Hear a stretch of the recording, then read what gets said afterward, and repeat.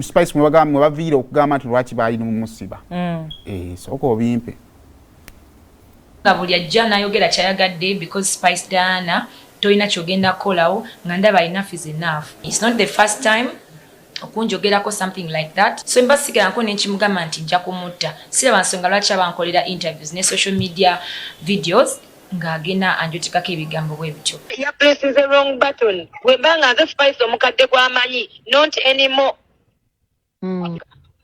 Samu Diana mu by the way. Nza mukusirika n'agamba ono omwana ndoza bambi ye musiru ayagala yamulinnyako.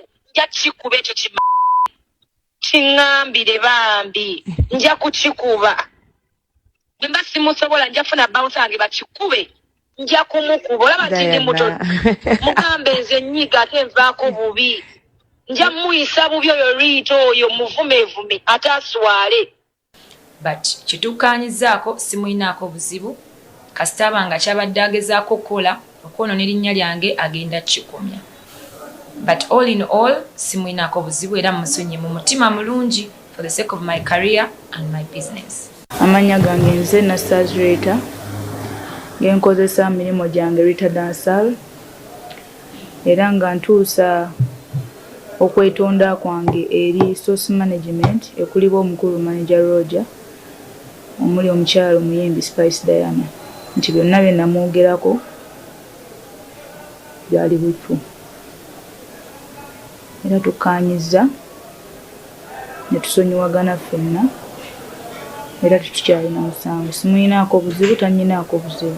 Nze simuyinaako buzibu era musonyiye nkozi ne taata we naye muzadde era wentuuse wanannyinnyonnyola ensonga ze ne mugamba nze sibangako na buzibu bonna na muwala ono era sina intention yadde egamba nti musibisa nti njagala kino naye bw'abanga asobola okunjotekako ebigambo kitegeeza omusango ate abalina okugusasulira naye simwagaliza ki komera.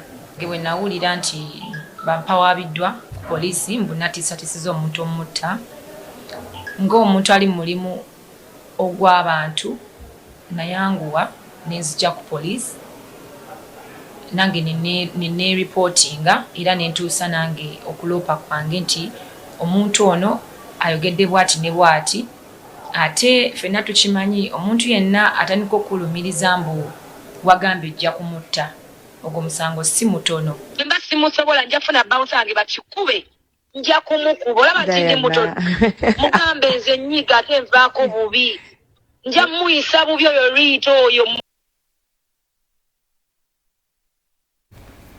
Ekisooka